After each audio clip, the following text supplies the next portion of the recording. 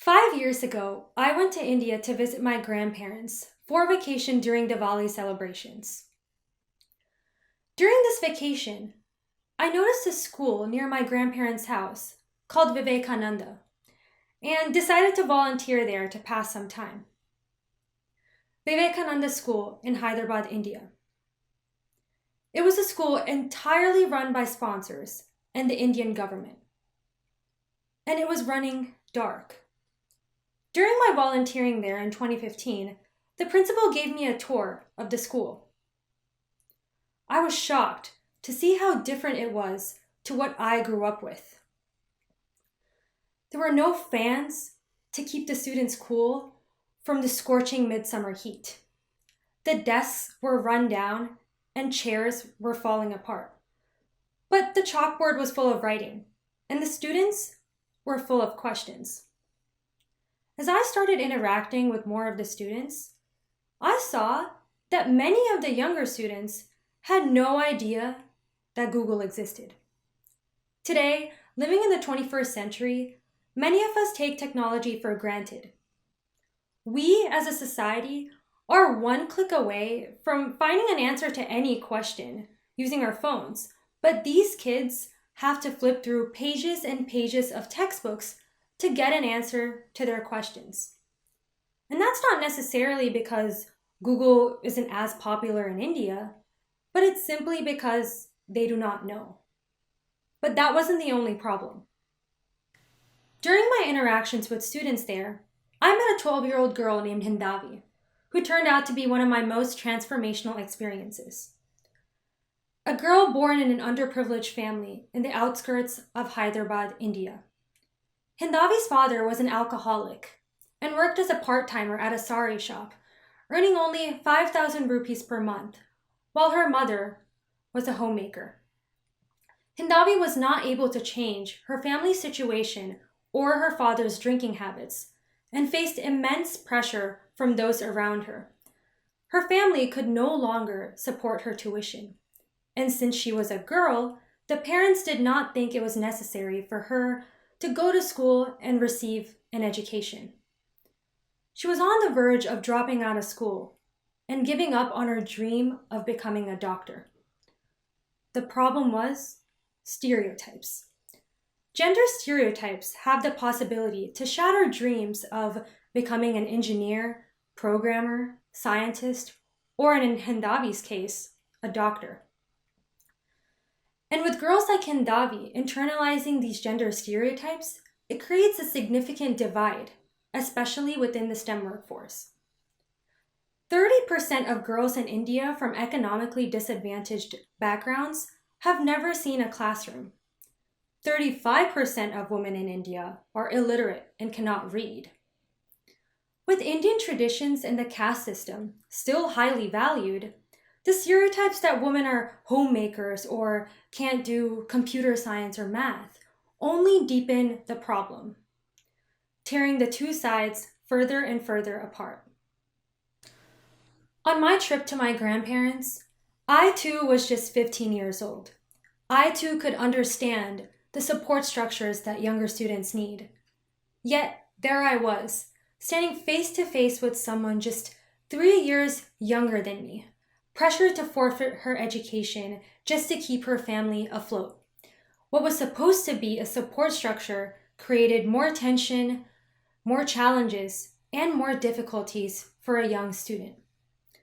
I was so moved by Hindavi's story, her strength and determination against incredible odds, and by her generosity in telling all this to me, and for opening up to me about her situation and aspirations. Despite all this, she still had a drive, a determination to achieve what she wanted to. She gave up her time and made herself vulnerable to a stranger for no reward. But she thanked me for listening to her. And that small thank you showed me how no one was ever willing to hear her story. This was the moment when I decided to sponsor Hindavi's tuition and serve as her personal mentor. I founded my nonprofit STEM All-Stars in 2015. The mission was to give access to education for underprivileged girls. Now, here's the hardest challenge I faced. I was only 15. Being so young, I had an incredibly difficult time bringing this idea to life. No one really took me seriously. So, just like any other teenager, I first started out with asking my parents if they knew anybody in India who could help me out. I browsed through tons and tons of websites throughout the night to teach myself how to write grants and how to code my own website. I called up local educational board members to talk to them. Some picked up and some didn't, but I kept trying. I told them about my mission and if they wanted to join me in interacting with kids to better understand their financial needs. After months and months of hard work, I finally formed a trustworthy team called the STEM All-Stars Ambassadors, who helped me partner with other nonprofit organizations and collected sponsors to help me raise funds to run essay competitions, workshops, and clubs in India and all around the world. Throughout this process, I always ask myself, how do I want to help these kids in tangible ways? And the first thing I could think of was digitizing classrooms. The children needed to know about various softwares and basic search engines like Google that they did not know about when I first went to Vivekananda. So after raising the funds necessary, our team did exactly that. We donated computers, iPads, LCD projectors, and Wi-Fi to help in the digitization of classrooms. It takes a lot to understand someone and their problem.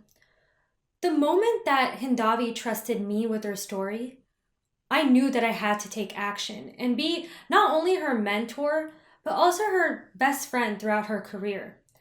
The passionate young girl that I saw 5 years ago, I was, and still am, curious to see her journey.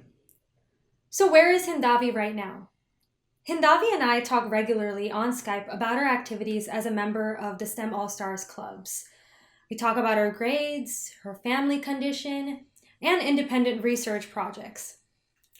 One of her research projects is actually the effect of noise pollution on the ear tissue of goldfish, which she's actually working on right now. We often communicate about things like this to keep her goals sorted out and increase her self-confidence so that she can tackle the many challenges in her life and also help others overcome their obstacles. Since the launch of the nonprofit, we've been incredibly focused on learning more about people like Hindavi, especially girls whose family conditions do not support their education. We sponsored annual tuition for 6 girls and have given them their own personal advisors to help them throughout their academic journeys. It feels incredible to use what I've learned to influence even just one person's life. And this whole experience has enriched my sense of what it takes to make the world a better place. I'm excited to see where Hindavi goes and be part of her journey on becoming a doctor. All of you, just like me, can help children like Hindavi. It does not take a huge team of people to do this. We rarely need big things. It takes a lot to acknowledge a problem, but taking action on it is even harder. It's very easy to criticize or praise, but initiating something positive is significant. Simply being more involved with the world counts as change. Ask yourself, what's something nice I can do for someone else today? Whether it's your friend, family, teacher, or stranger.